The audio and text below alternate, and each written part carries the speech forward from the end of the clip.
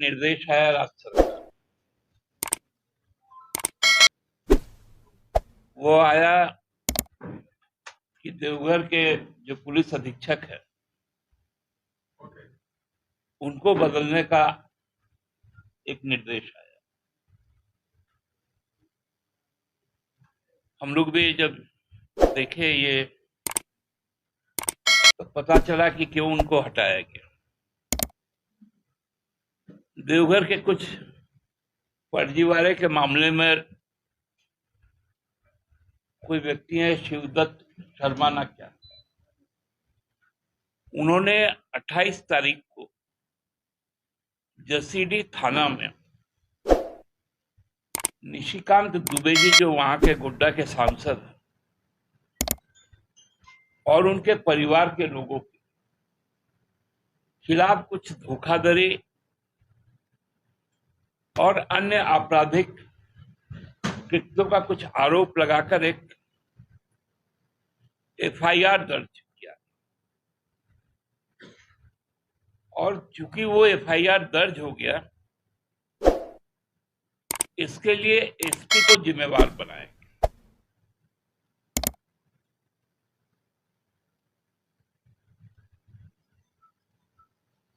यहां सवाल ये उठता है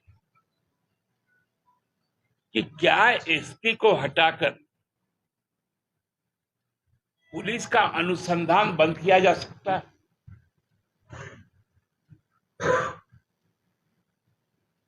क्योंकि जब दर्ज हो चुका है एफआईआर तो उसका तो अनुसंधान होगा ही।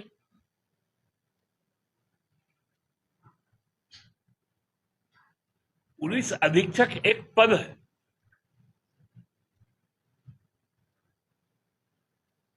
जो पूरे लॉ एंड ऑर्डर को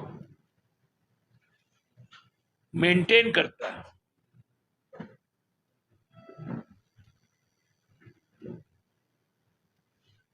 और ये तो चुनाव तक का ही मामला है। चुनाव आयोग का क्षमता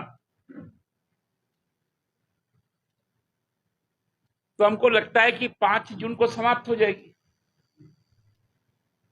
क्योंकि नए जो निर्वाचित प्रतिनिधि है उनका जैसा ही नोटिफिकेशन जारी हो जाएगा 5 को,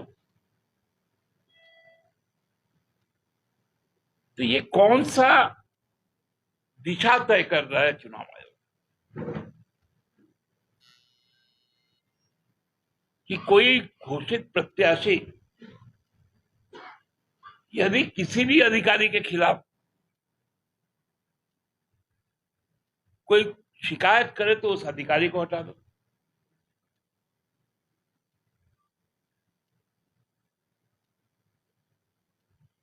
ये जो बर्ताव है ये किस दिशा की ओर जा रहा है?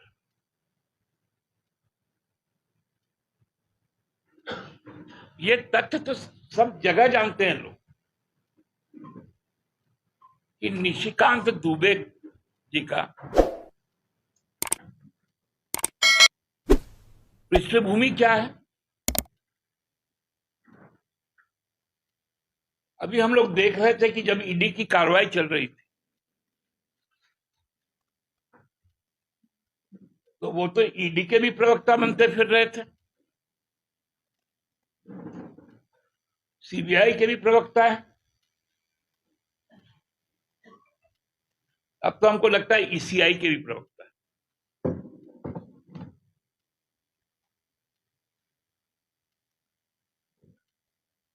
ये सही लेवल प्लेइंग ग्राउंड नहीं है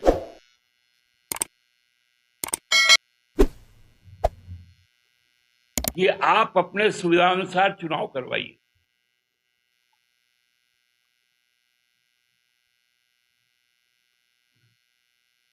राज्य सरकार ने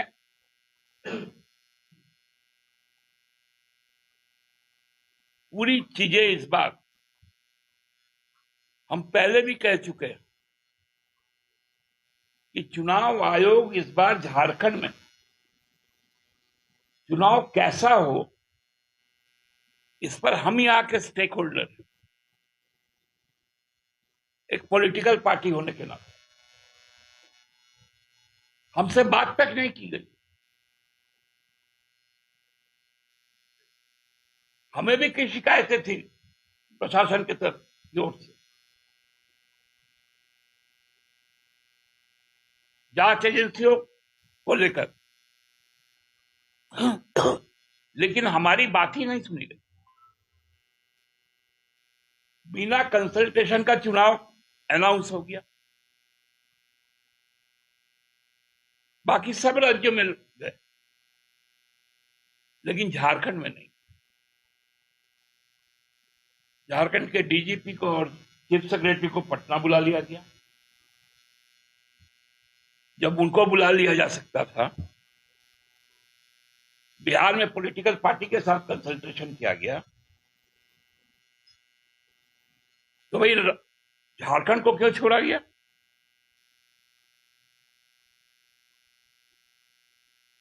क्योंकि यदि वो मौका हम लोगों को मिलता तो हम लोग इस बात का संभावना व्यक्त करते कि यहां पर भारतीय जनता पार्टी किस प्रकार से केंद्रीय एजेंसियों के द्वारा यहां के राजनीतिक परिस्थिति को अपने उत्पीड़क कार्रवाई के द्वारा दबाने का काम कर रही।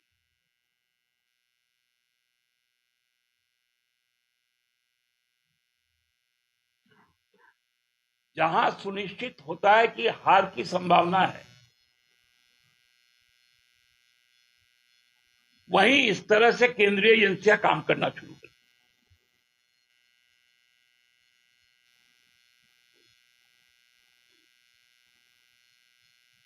सुप्रीम कोर्ट ने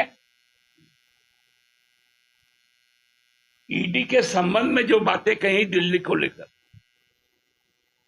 और आज भी जो हाई कोर्ट में बातें चल रही,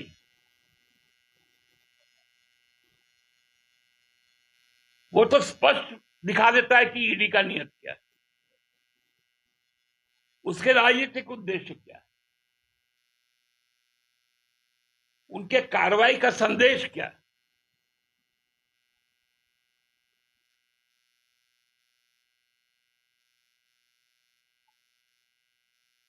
तो ये बड़ा गंभीर विषय होकर खड़ा हो गया। एक तरफा यदि चीजें होंगी तो हमको लगता है कि चुनाव आयोग के साथ पे भी उंगली उठेगा। यह फैसला अब चुनाव आयोग को करना है कि चुनाव निष्पक्ष हो, भयमुक्त हो, कदाचार मुक्त हो,